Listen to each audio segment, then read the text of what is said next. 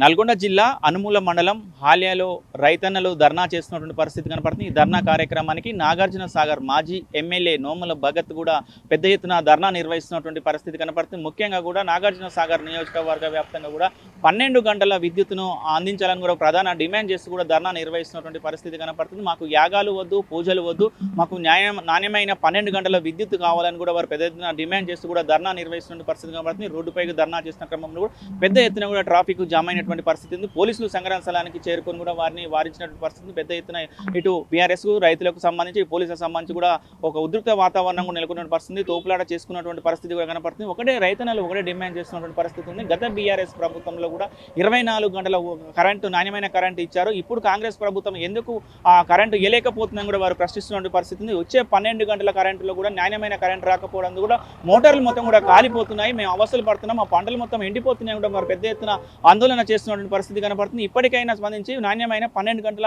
కరెంటును ఇవ్వాలని కూడా ప్రధానంగా డిమాండ్ చేస్తూ కూడా భారీ ధర్నా నిర్వహిస్తున్న పరిస్థితి కనపడుతుంది। మొత్తం కూడా నోముల భగత్ కూడా దీనికి సంబంధించి కూడా పెద్ద ఎత్తున బీఆర్ఎస్ పార్టీ కార్యకర్తలు, అదేవిధంగా నాయకులు, ఇటు మొత్తం కూడా రైతులు, నాగార్జున సాగర్కి సంబంధించి నియోజకవర్గానికి సంబంధించిన రైతులు మొత్తం కూడా ధర్నా నిర్వహిస్తున్న పరిస్థితి కనపడుతుంది। నాగార్జున సాగర్ మాజీ ఎమ్మెల్యే నోముల భగత్ ఒకటే డిమాండ్ చేస్తున్న పరిస్థితి, మేము గత బీఆర్ఎస్ ప్రభుత్వం ఉన్నప్పుడు మాత్రము వ్యవసాయానికి 24 గంటల కరెంటు అందజేశాము, మరి ఇప్పుడు ఎందుకు అంత కరెంటు ఇవ్వలేకపోతున్నారు, అప్పుడు ఇచ్చిన కరెంటు ఇప్పుడు ఎందుకు ఇవ్వట్లేరు, అప్పుడున్న సరఫరా ఇప్పుడు ఎందుకు లేవట్లేదని కూడా ఆ ప్రభుత్వాన్ని ప్రశ్నిస్తున్న పరిస్థితి। దీనికి సంబంధించి కూడా మొత్తం ఆ మీడియాతో కూడా నోముల భగత్ మాట్లాడుతున్నారు, ఏం మాట్లాడుతున్నారో చూద్దాం।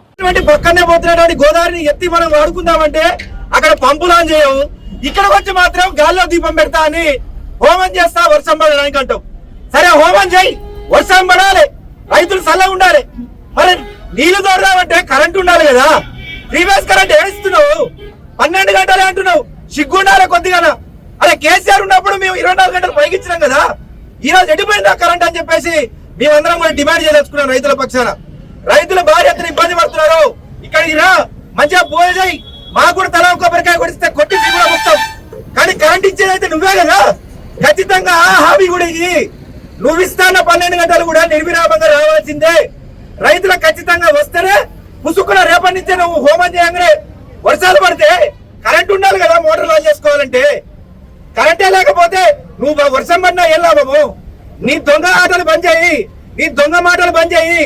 అసలు నువ్వు ఇచ్చినటువంటి దొంగ మాటలు దేవుళ్ళ మీద ఒట్ల వల్లే ఈ రోజు ఈ తెలంగాణ రాష్ట్రానికి అరిష్టం చుట్టుకుందని మా బీఆర్ఎస్ పార్టీ పక్షాన మేము చెప్పదలుచుకున్నాం।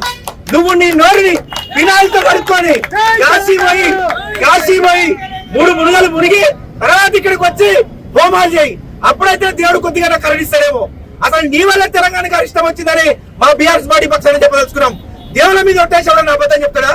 నువ్వు చెప్పినావు వాటికి అరిష్టం వచ్చిందని మా బీఆర్ఎస్ పార్టీ పక్షాన మేము చెప్పదలుచుకున్నాం।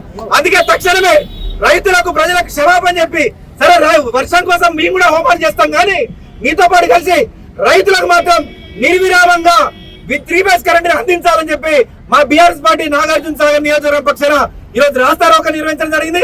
ఎస్సీ గారు కూడా మాకు ఖచ్చితమైన హామీ ఇచ్చినారు, ఇది నిర్వహించకపోతే, ఇది కనుక జరగకపోతే పెద్ద ఎత్తున నాగార్జున సాగర్ నియోజకవర్గ వ్యాప్తంగా వేల మందిగా మొత్తం ఆఫీసుని ముట్టడిస్తామని హెచ్చరిస్తూ ఖచ్చితంగా మాకు కరెంట్ ఇవ్వాలని మాత్రం తెలియజేసుకున్నాం।